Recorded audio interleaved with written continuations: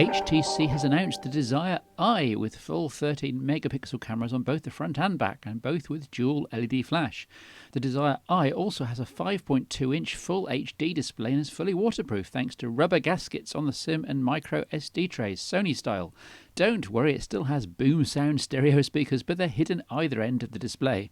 Lots of extra camera software modes allow more intelligent selfies apparently, though as an imaging purist I just want to see how good the capture is. I know most reviewers are ripping into the Blackberry Passport right now. After all, it's not straight iOS or Android and it looks weird, but I quite like it. The Passport is a terrifically built and highly spec'd smartphone.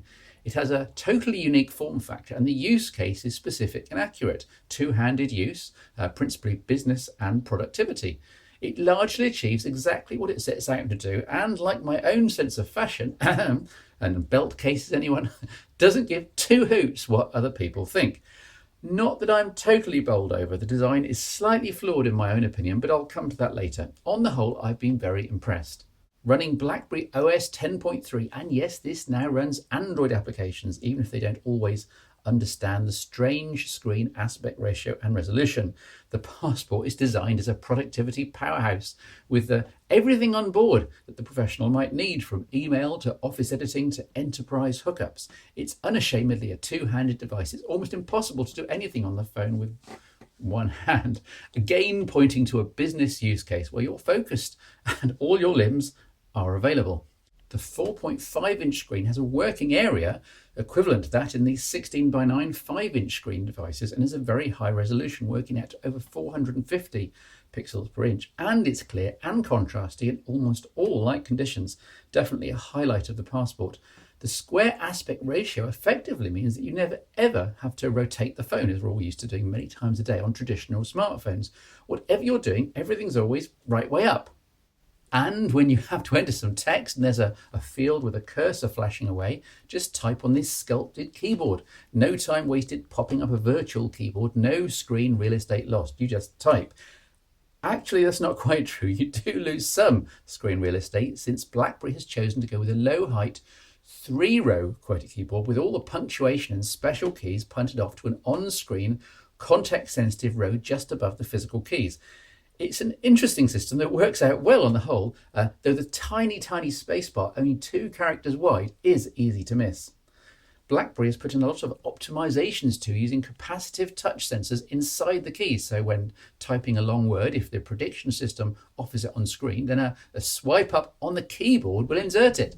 Nice idea, but in practice it's far too easy to make the swipe too long and hit a punctuation character. Plus, having to keep looking up at the predictions will slow most people down more than having to actually type the full word. Also, double tapping anywhere again on the keyboard brings up a magnifying glass for accurate cursor placement, handy when editing. Is all of this better than today's hyper-intelligent auto-correcting swipe keyboards on, say, Windows Phone or Android?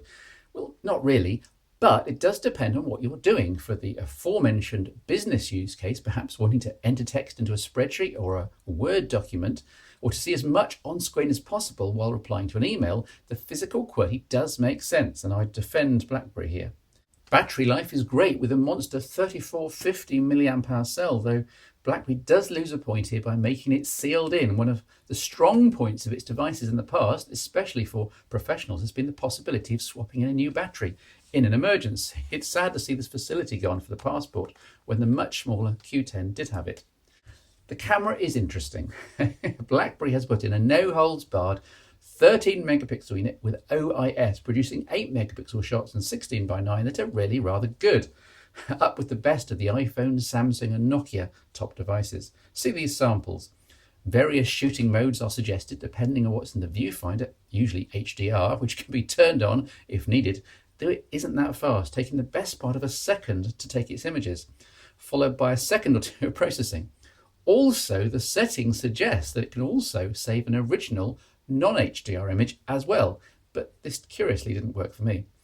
In low light, the OIS does help, but it doesn't seem quite as capable as I'd hoped. See these samples. LED flash helps indoors and does a surprisingly good job, though this was actually the very best of my test samples. Some were much worse. So late in the afternoon, away from direct sunshine, this is hopefully OIS stabilised. 1080p video on the Blackberry Passport. I like a rock and roll. I want to be a rock star, a dream come true. But when you're a filmmaker on the road with Motorhead, that means you have camera bags, tripod bags, camera cases, everything you can think of. And then you realize when you get to Europe or somewhere in Scandinavia, the biggest car you can rent there is like an Audi wagon. In terms of OS and applications, it's BlackBerry OS 10 that's surprisingly usable. The interface is a mix of MeeGo, Android, and, well, previous Blackberries. The built-in application suite is comprehensive and works pretty well, though as with Windows Phone, the kicker comes when you need something extra, and it's not to be found in the BlackBerry World Store. No problem, you think. The Passport has the Amazon Android App Store. Just look in there. At which point some caveats need to be introduced. The Amazon Android App Store is very much a subset of the full Google Play Store, and many popular applications are nowhere to be seen. No, not just Google's own apps, that's to be expected, sadly, but also third-party classics like Pocket Casts, missing in action. And where apps are found, you tap to download them, and then there's a geeky APK processing screen, following which you have to then tap on install, and then acknowledge a permission screen. Up slick and quick, this ain't. Once running, there's the issue that most Android applications aren't expecting this screen resolution or aspect ratio, so you can find yourself with part of the UI off screen or untidy, or with a game squashing or squeezing its content somewhat unnaturally. And there's the semi-permanent Android control navbar that you can take this off with a setting. And when the time comes to exit the app, I had all sorts of problems getting this to accept my taps and pass them to the Android app to close down. But I don't want to be too negative. If the BlackBerry App Suite does 90% of what you need, and you can get the other 10% from the Android App Store, then you can probably live with a few quirks. Plus, if you're really geeky, there's the Snap system for hacking on the real Google Play Store. Shh. Finally, BlackBerry Blend is a set of PC and Mac applications that give you a real-time window into your connected Passport, all without leaving any data on the desktop, which is all rather clever, though I rather got lost in a maze of Mac installers and I ended up giving up.